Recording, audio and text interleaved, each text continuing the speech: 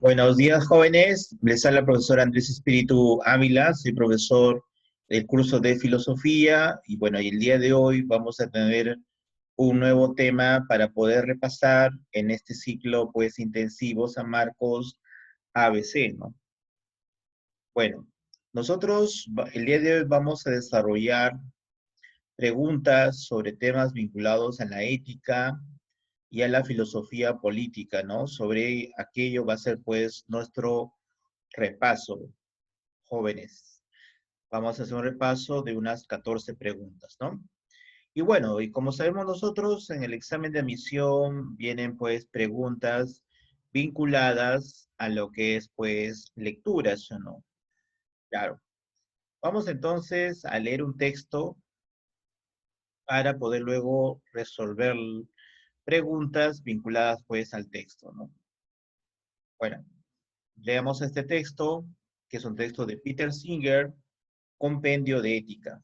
Bueno, ¿qué cosa nos dice el texto? Dice acá, preguntar de dónde proviene la ética no es como preguntar lo mismo acerca de los meteoritos. Efectivamente, eso no. Estamos hablando de dos temas completamente diferentes, ¿o no? Sobre el tema de los meteoritos, es abordado por la astronomía, saber, por ejemplo, cómo son los meteoritos, cómo es que tienen un movimiento, ¿no? En el espacio. En cambio, la ética, pues, aborda temas vinculados a los valores, principios y normas morales, ¿no? Continuamos, dice acá, es preguntar porque actualmente hemos de obedecer sus normas. De hecho, las normas no agotan la moralidad, pero por el momento vamos a centrarnos en ellas, porque son a menudo el elemento donde surgen los conflictos. Y entonces la ética trata acerca de las normas. Esas normas morales que nosotros obedecemos en una sociedad, ¿no? Por ejemplo, con el respeto a nuestros padres, ¿no? El respeto a otras personas, el acompañamiento, ¿no? El trabajo colectivo, son algunos valores y también normas que cumplimos en la sociedad. Bien, dice acá, para responder a esta cuestión es preciso imaginarse cómo habría sido la vida sin normas, inevitablemente esto suscita interrogantes acerca del origen. Claro, una estrategia para poder abordar acerca, ¿no? de la fundamentación de las normas, valores y principios morales es plantear, pues, si existió una época donde no existían esas normas, principios y valores. Claro, continuamos a ver. Dice acá, la gente tiende a mirar hacia atrás, preguntándose si existió en alguna ocasión un estado inocente, ¿no? Y libre de conflictos en que se impusieran las normas. Un estado en el que no se necesitaban normas, quizás porque nadie quiso saber nada malo, no quiso nadie ser algo malo. Entonces se pregunta, ¿cómo llegamos a perder esta condición preética? ¿Podemos volver a ella? Bueno, justamente en el campo de la ética, nosotros nos preguntamos también si es posible, ¿no? De manera hipotética, claro, una situación, podemos decir, en la cual existían estas normas, valores y principios morales, ¿no? Podemos hablar de una época inocente, de una época preética, ¿no? Claro, ¿no? ¿Y qué pasó? Porque ya no podemos tener esta condición, ¿no?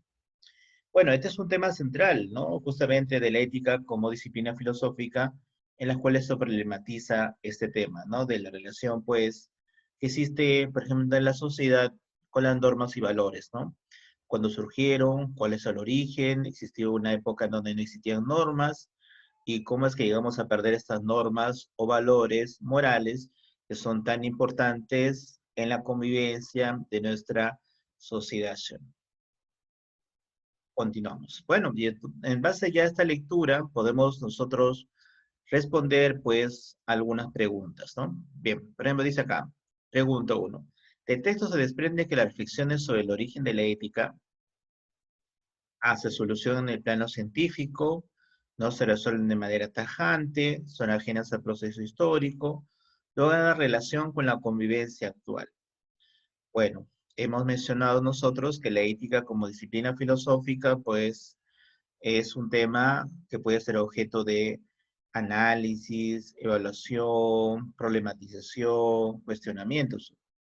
Entonces, podemos decir a partir de la lectura del texto, que trata sobre los orígenes de las normas, valores y reglas morales, es un tema, pues, problemático, ¿no? Claro, es un tema en el cual todavía no podemos encontrar una resolución completa ni tajante.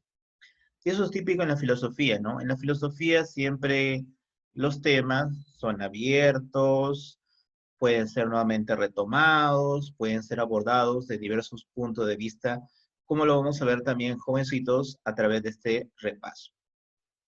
Continuamos. Bien. Y vamos a ver una segunda pregunta vinculada también con nuestro texto, ¿no? Dice acá, el autor evidencia en el texto que una forma necesaria de enfocar la problemática sobre el origen de la ética, recuerdan que un tema importante en la lectura que hemos tenido sobre el origen de la ética es ensayar la posibilidad de una sociedad amoral. Claro, dentro del texto hace alusión, ¿habrá sido posible una sociedad preética, una sociedad donde no existían normas ni valores, una sociedad inocente? Eso es un tema que puede ser ensayado filosóficamente, ¿no? Continuamos. Dice acá, ve distinguir lo bueno y lo malo, asumir que los valores morales son innatos al hombre. Bueno, en ningún momento se hace alusión a ese tema, que también es un tema que puede ser problematizado en el campo de la ética. Entender la bondad como absoluta e invariable. Bueno, como nos damos cuenta, la respuesta es pues la A, porque dentro del texto se hace alusión pues justamente a este tema, ¿no? De un estado preético, un estado de inocencia, ¿no? Como una hipótesis necesaria para poder abordarlo sobre los orígenes de la moral, ¿no? Desde cuándo existieron estas normas y valores que son tan importantes para pues orientar nuestra conducta, ¿no? Claro, ¿no? O sea que en la sociedad siempre hay normas, valores y reglas, ¿no? Justamente cuando no se cumplen es que, ¿no? A nivel de la sociedad también se les cuestiona, se les evalúa, se les critica. Bien, continuamos. Bueno, vamos a ver una tercera pregunta vinculada con el tema de la ética, que es la siguiente, ¿no? Dice, Ana considera que la vida es un aprendizaje. Efectivamente, ¿no? Toda la vida siempre nosotros aprendemos y que nadie es perfecto, según ella, cuando realiza acciones incorrectas, no desea asumir sus consecuencias. Esto evidencia que carece de qué.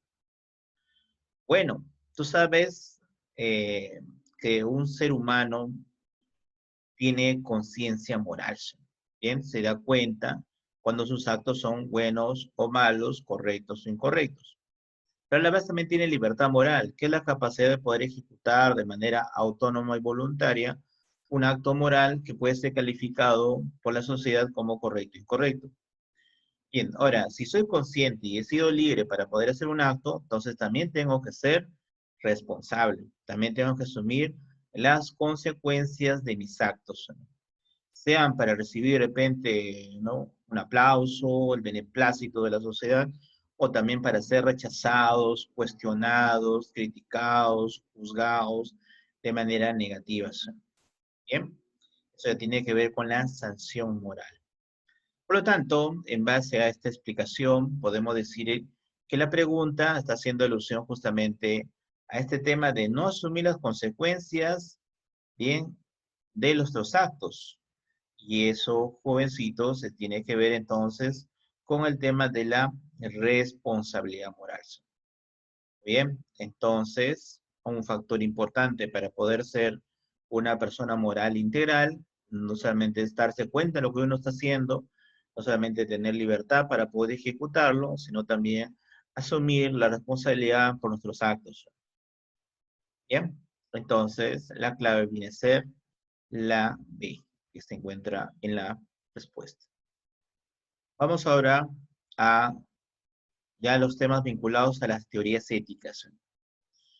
Bueno, recuerda que a través de la historia de la filosofía han habido una diversidad de filósofos que han abordado pues estos temas que estamos nosotros comentando, ¿no? A partir de la resolución de las preguntas, ¿no? Por ejemplo, ¿quién es el único ser en este mundo que se da cuenta que lo bueno es lo malo? Bien, sí, ¿qué es esta capacidad de decidir o de elegir o tomar nuestra decisión, que es la libertad, y además la responsabilidad moral? Claro, entonces uno de los filósofos que abordó este tema en la Grecia antigua fue el filósofo Aristóteles, ¿no? Bien, Aristóteles lo ubicamos aproximadamente en el siglo IV ante nuestra era. ¿No? Bueno, dentro de sus múltiples temas que abordó, uno de los temas más importantes fue el tema justamente de la ética, ¿no? Eso lo escribe especialmente en este libro, Ética a Nicómacos. Bueno, acá tenemos una lectura, ¿no? De Jean-Paul Margot, La felicidad, praxis filosófica, ¿no? Donde plantea algunas ideas vinculadas, pues, con Aristóteles.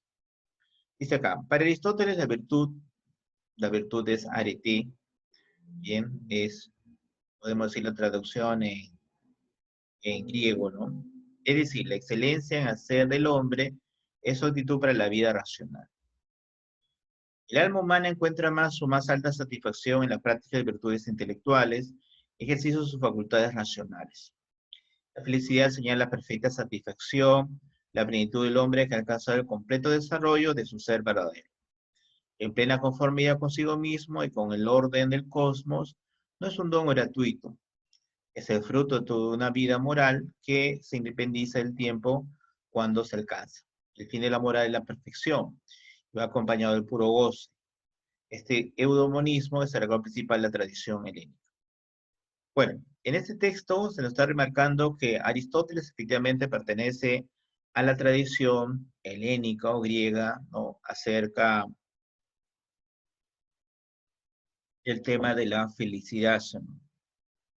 Es un tema clave, pues es un tema transversal dentro de las diversas concepciones éticas que hay en Grecia. ¿No? Bien. Ahora, también recordemos que Aristóteles define al hombre como un animal racional, ¿no? Y para él, bien, la perfección del hombre tiene que ver con la perfección de su naturaleza, ¿no? Claro, y la perfección de su naturaleza nos lleva pues ya a una práctica también que tiene que ser racional porque su naturaleza lo es, ¿no? Racional y social. Y tiene una finalidad, y la finalidad de la vida de los hombres es ser felices, pero para eso tiene pues que desarrollar, ¿no? Su capacidad racional y también practicar estas virtudes intelectuales como son la sabiduría, ¿no? Siempre estar sabiendo, conociendo, aprendiendo, pero a la vez también la prudencia, ¿no? Que es aquel valor, pues, que nos permite, de alguna manera, tomar decisiones siempre mesuradas, siempre adecuadas. ¿No? Para Aristóteles, aquello también está vinculado, pues, con el orden del cosmos, porque el hombre no es ajeno al orden que hay, pues, en todo lo existente. ¿No? Bien. Bueno, entonces, en base a esta primera lectura, recordamos algunas ideas fuerza. Hemos entendido que la virtud es arete y tiene que ver pues con esa naturaleza del hombre, con esa naturaleza pues la de vivir de acuerdo pues a su capacidad racional.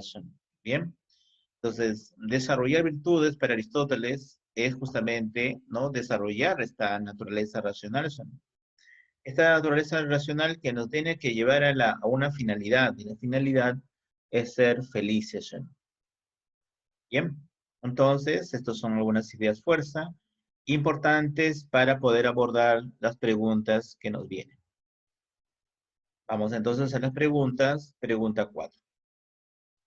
Dice acá, según el texto anterior, el hedomonismo helénico, bien, recuerda que la tradición no griega es la tradición helénica, ¿no? Y el hedomonismo hace alusión a la felicidad, dice acá, es el puro goce que permite alcanzar la felicidad más allá del orden racional cósmico de la vida. Recuerda que para Aristóteles más bien está muy vinculada con el orden de todo cuanto existe. Todo tiene una interrelación, todo está interconectado. Por eso su filosofía es también llamada la filosofía sistemática. B. La vida racional es en conformidad consigo mismo y el orden del cosmos que permite alcanzar la felicidad. Bien, nos parece más adecuada. 3. C. Digo, alcanzar la virtud del hombre logrando superar la vida racional para entregarse la perfecta satisfacción. El fin moral perfecto que va acompañando solo del puro goce, más allá de la vida racional y la felicidad. Bueno, vamos entonces al desarrollo y vamos a ver acá. Dice acá, el autor nos dice con que el fin de la moral es la perfección, perfeccionándose como ser racional y social, ¿no? y va a acompañar el puro goce. Este demonismo es algo principal de la tradición helénica. Ahora, esta perfección en la vía racional, la actitud para la práctica de las virtudes intelectuales.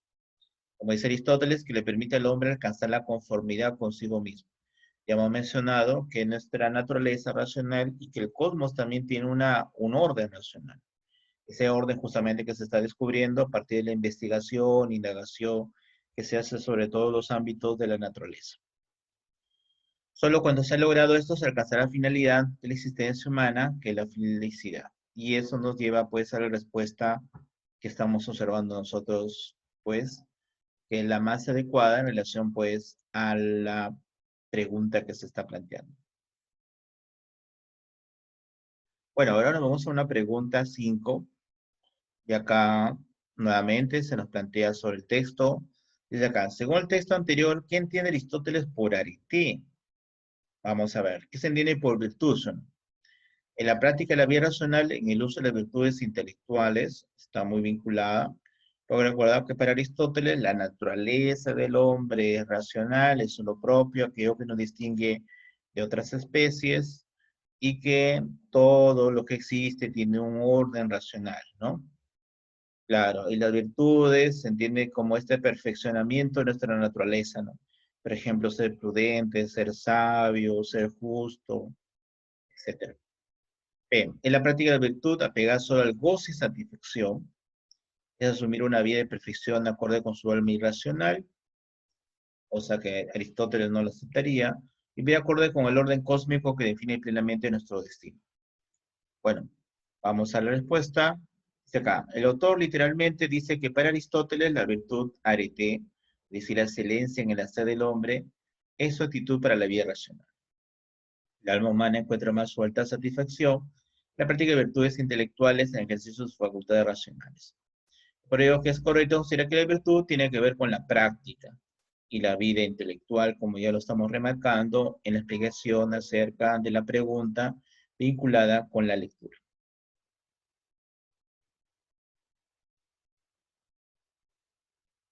Bien, continuamos. Entonces, vamos a las preguntas 6.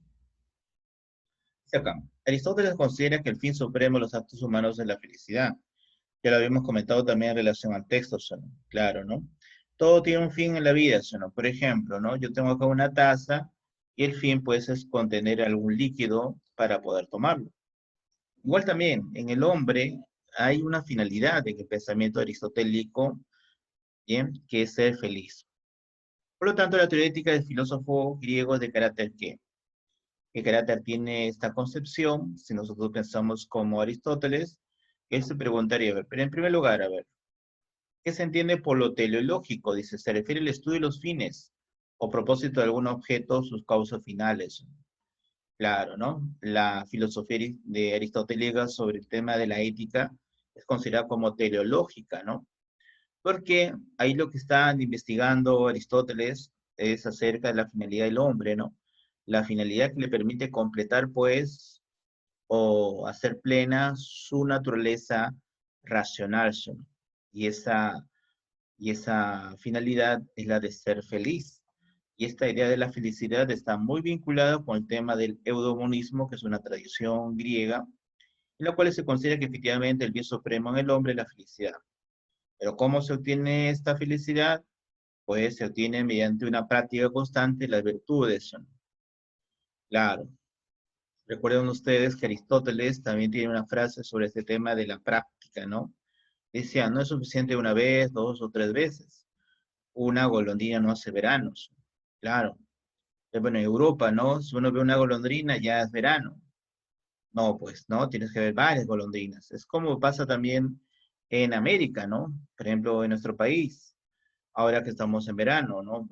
Ver varias gaviotas recién nos está indicando que efectivamente estamos en esta estación. Así también la vida de los hombres, para poder decir que es la vida de un hombre virtuoso, ¿no? De un hombre que está desarrollando su capacidad racional y la felicidad, es una vida constante, pues, de la práctica de las virtudes que le van a, pues, permitir desarrollarse.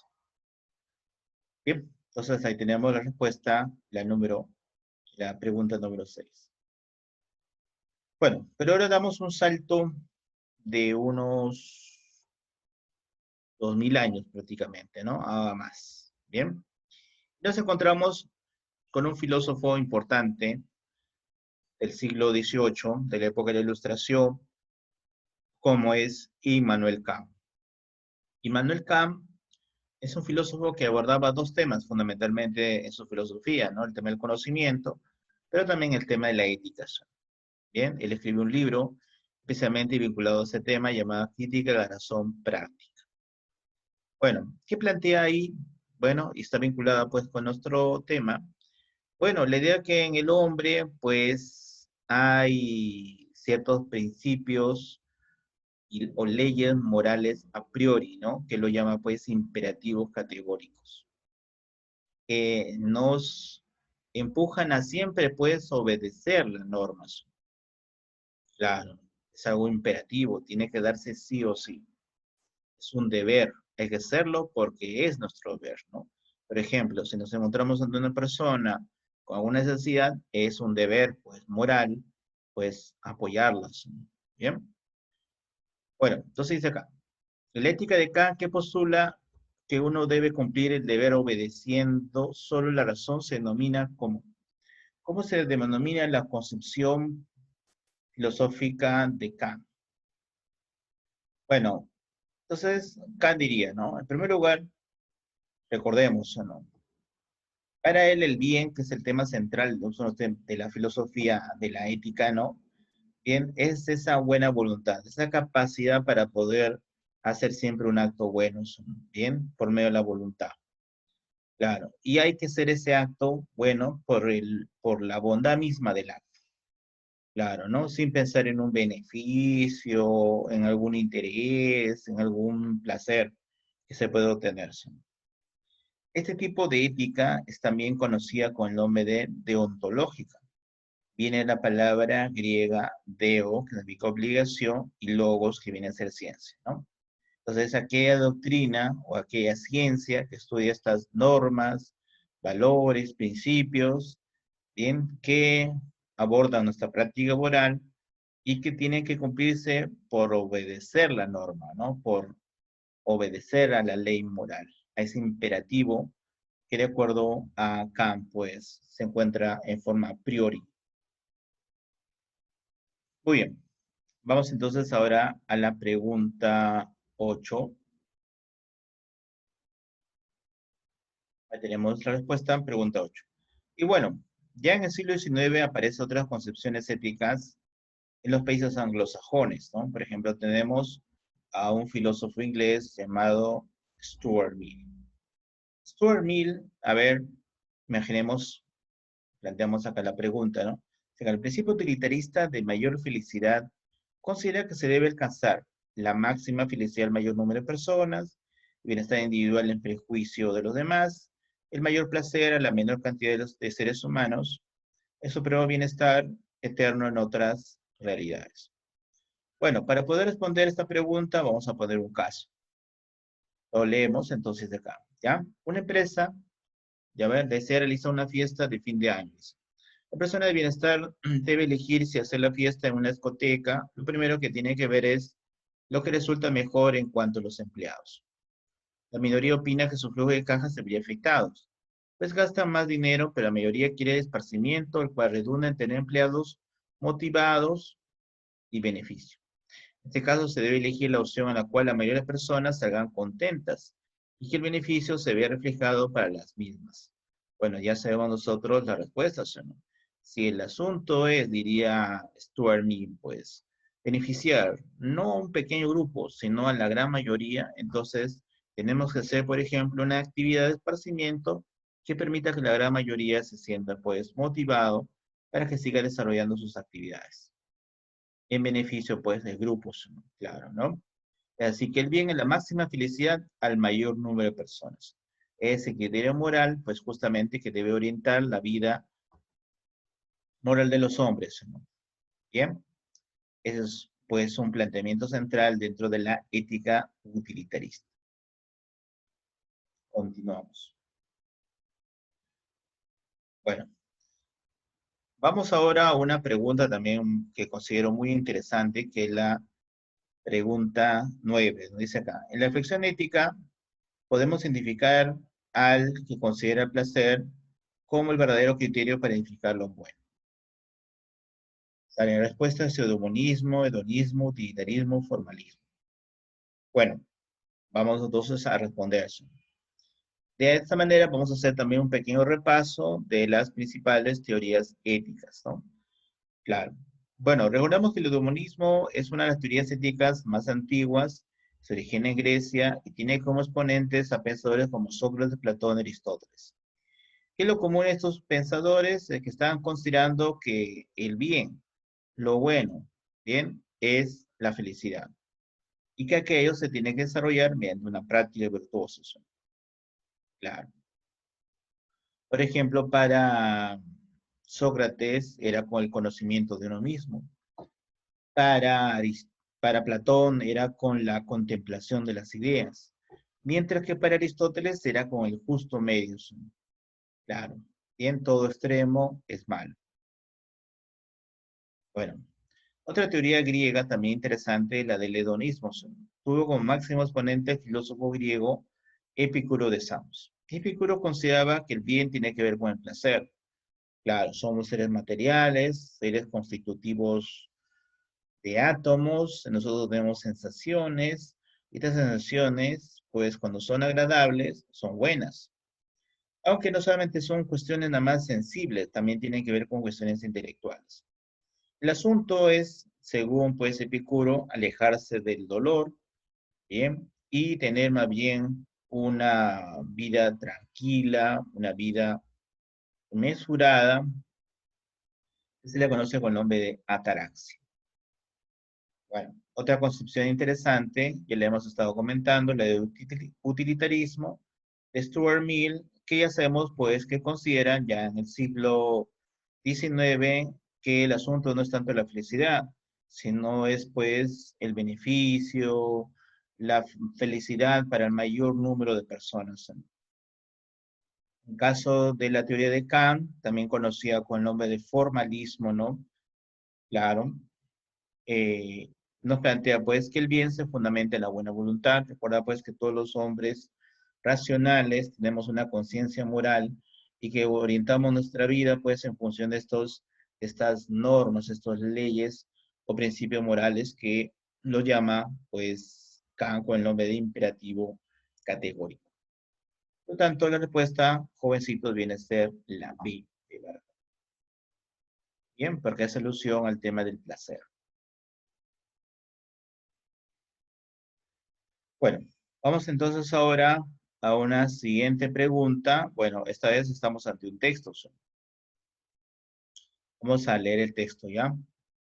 Bueno, es un texto de un filósofo llamado Lesnov, la filosofía política del siglo XX. Entonces estamos entrando al tema ya de la filosofía política. A ver, acá esto es un texto vinculado con John Rawls. John Rawls es un filósofo norteamericano, autor de una teoría de la justicia, buscando que haya una justicia social imparcial. Bien, vamos a ver lo que nos dice el texto. Dice acá, Rawls desea que sus contratantes permanezcan ignorantes de algunos de los rasgos que le distinguen de las otras partes contratantes. Por ese motivo, Rawls soluciona dos problemas a la vez. Él cuestiona todos los motivos de desacuerdo entre sus contratantes racionales y egoístas. De esa manera, así se espera, ellos estarían de acuerdo. Rawls cree que el velo de la ignorancia convierte así en justa relación entre los contratantes. Bueno, hasta ahí se nos plantea una tesis bien conocida sobre la filosofía de John Rawls, ¿no? En su libro Teoría de la Justicia. La tesis del velo de la ignorancia. ¿No? O sea, si nosotros creemos, pues, podemos decir algo así como un nuevo contrato social, hay necesidad de plantear, ¿no? Una situación hipotética, que todos partimos, pues, del mismo principio. ¿No? Tenemos una especie de velo, ¿no? Donde ignoramos si tenemos riquezas, títulos, ciertas condiciones físicas que nos podrían ser superiores a otros, ¿no? La idea más bien es tener una situación, pues, donde todos estemos en igualdad. Dice acá, en primer lugar, ninguno de ellos tendrá conocimiento alguno de lo que le aporta una ventaja, son los otros participantes. Esa es la idea del velo de la ignorancia. Segundo, los contratantes están desprovistos de cualquier razón para proponer o apoyar principios reguladores para propios beneficios, dado que ellos se necesitan para estar de acuerdo sobre principios generales de distribución. No se puede simplemente sostener, afirmar que él o sus amigos deberían conseguir todos los beneficios. No sería difícil para un contratante pensar de un modo formal en principios generales que tendría el mismo efecto, si no fuera por el velo de ignorancia. El velo de ignorancia dota de igualdad de identidad a todas las partes contratantes, impone al margen de su egoísmo un tipo imparcial, un tipo imparcialidad. Personas racionalmente egoístas de ese modo pueden estar de acuerdo sobre principios que traten imparcialmente sus intereses del conflicto. Son así justo del todo. Esta es la idea de Rawls, la premisa de su teorema. Por lo tanto, los principios que serán acordados por las personas racionalmente egoístas sometidas al velo de ignorancia para regular la distribución entre ellos de los beneficios de la cooperación social son principios de justicia. Claro, efectivamente, ¿no? Hay una tesis acá implícita, ¿no? La idea que el hombre por naturaleza es egoísta, es que busca pues su propio beneficio, sus propias ganancias, ¿no? Pero para que se pueda superar esta situación hay necesidad de partir de un principio, ¿no? Al menos hipotético, de que pues todos somos iguales, ¿no? Y pues nos ponemos ese velo para dejar de lado estas capacidades, intereses, ¿no? Necesidades, ¿no? De tal manera que podemos ser una sociedad más justa e imparcial.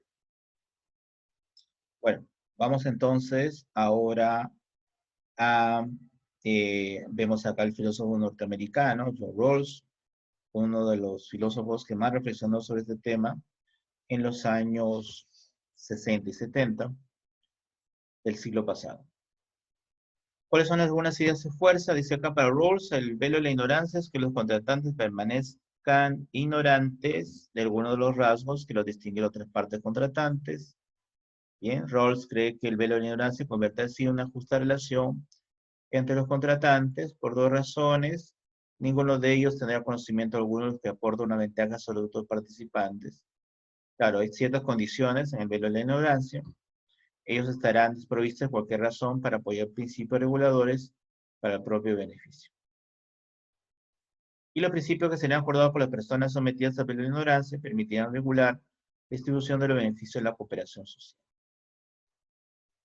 Continuamos. Vamos entonces ya a las preguntas. Dice acá. Según el texto anterior, para Rawls el velo de la ignorancia consiste en que los contratantes, dice acá, no conocen los intereses mutuos que tienen con los demás contratantes, ignoran sus propios intereses para hacer interés de los demás contratantes, no tendrán conocimiento de las ventajas que tienen sobre los otros contratantes, desconocen el interés de los otros en favor de sus propios intereses. Bien, analicemos entonces, de acuerdo acá al desarrollo, el autor sostiene que para Rawls el velo de ignorancia consiste en que los contratantes no tendrán conocimiento alguno de lo que le aporta una ventaja sobre los otros participantes. El autor dice, Rawls desea que sus contratantes permanezcan ignorantes de algunos de los rasgos que distinguen las otras partes contratantes. Por lo tanto, la respuesta debe ser la A, pues dice, no conocen los intereses mutuos, ¿no?, que tienen con los demás contratantes.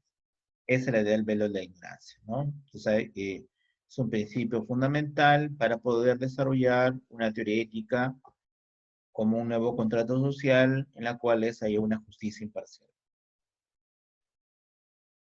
Vamos a la pregunta siguiente, que también tiene que ver con el texto. Dice acá.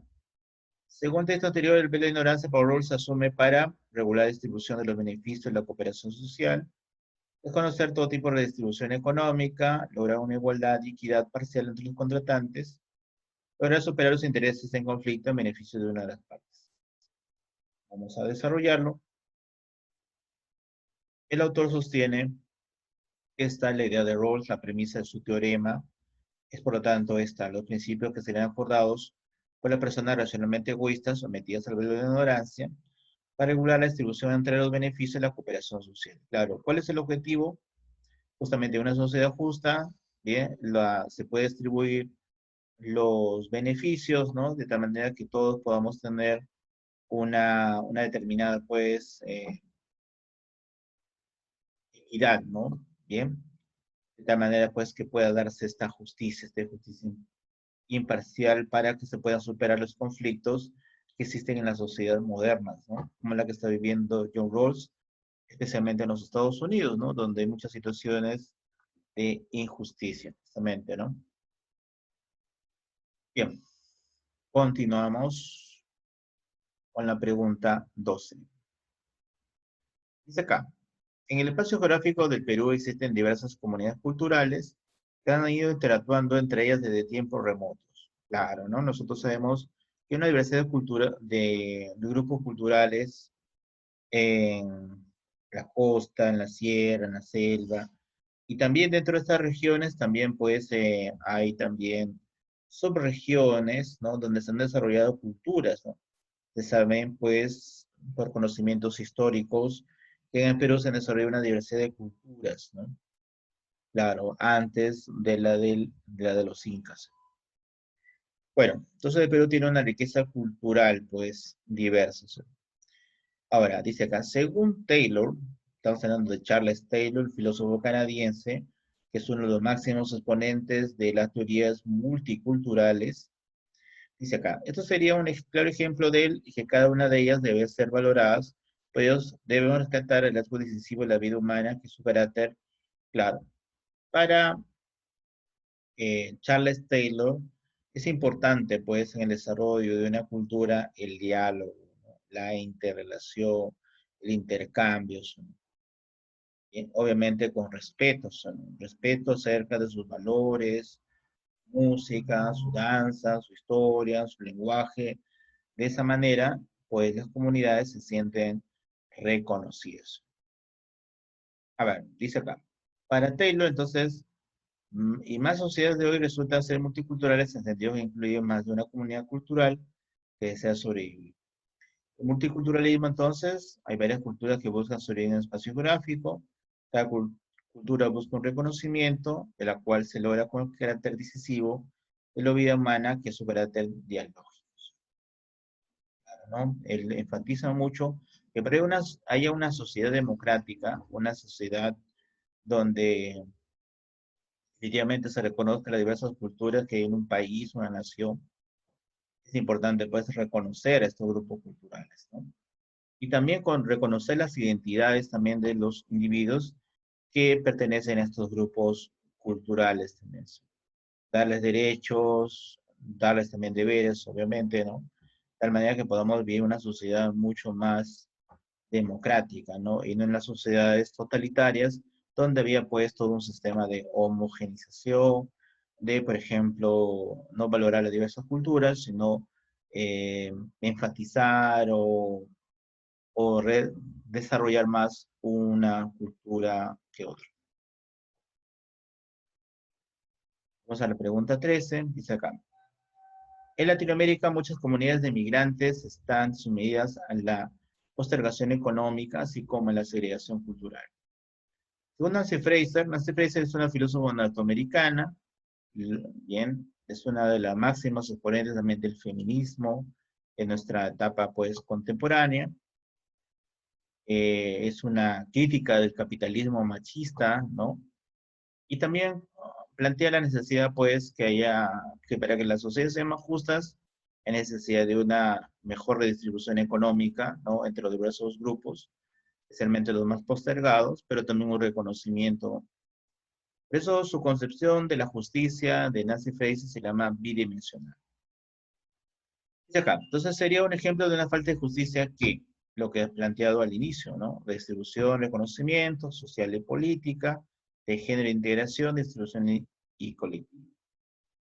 Entonces vemos acá, Nancy Fraser, entonces, como ya hemos mencionado, hace alusión a estos dos paradigmas acerca de la justicia, distribución económica, es importante tener recursos económicos para poder vivir en una sociedad como la que estamos viviendo, ¿no? Sociedad capitalista, es importante para poder, pues, tener agua, luz, alimentos, vestidos, pero también es importante, pues, ¿no? El nivel de reconocimiento, ¿no? De nuestros trabajos, valores, música, lenguaje. sea, no se puede negar dice, el componente económico, pero tampoco el componente cultural. ¿Sí? Hemos mencionado que la concepción de justicia que tiene Nancy Fraser, pues, es bidimensional. Ella va a decir, si las normas culturales sexistas y androcéntricas están institucionalizadas en el Estado y en la economía, de modo que las desventajas económicas que sufren las mujeres tienen su voz, impidiendo su participación en pie de igualdad en la creación de la cultura, las esferas públicas y en la vida cotidiana. Claro, ella es una defensora justamente, ¿no? de su género, ¿no? Femenino, pues, y la idea de superar las postergaciones de este sistema capitalista machista, la cual sea, así lo considera. Vamos a la pregunta 14, dice acá. Dentro de la filosofía política, las reflexiones sobre el sistema hitleriano de poder fueron llevadas a cabo por la filósofa Hannah Arendt, que es una filósofa alemana, que luego pues migró a los Estados Unidos y que llegó a vivir pues en su juventud, ¿no? Este movimiento nacional socialista que ella pues duramente cuestionaba, ¿no? Acá vemos una fotografía ya pues en su etapa adulta de esta filósofa de origen también judíos. Bueno, y pensando sobre justamente los nazis, ¿no? Sobre Adolf Hitler y su movimiento nacionalsocialista, bien, ella, ¿qué opina? Es un sistema totalitario, pero no entendamos el totalitarismo como antiguas formas de poder, ¿no? Como eran las tiranías y los despotismos, ¿no? Que había ciertas monarquías o reinos en diversos continentes, sino es un sistema que justamente lo que hace es obligar a las instituciones, quita las libertades, ¿no? Enajena al ser humano, y hace pues que todos comiencen a obedecer al líder, ¿no? Claro. Entonces, por eso que Hanare califica de esa manera pues a este movimiento y a sus líderes, ¿no? Como totalitarios y muy peligrosos para las sociedades pues abiertas y democráticas que si bien no son perfectas, pero que buscan justicia. Muy bien, jóvenes, entonces, hasta acá es la resolución de los ejercicios de este ciclo de repaso. Esperamos, pues, que te haya sido útil estas preguntas, esta información que también se te está brindando. Y, jovencitos, pues, nos estamos viendo en otro momento también. Muchas gracias. Hasta luego.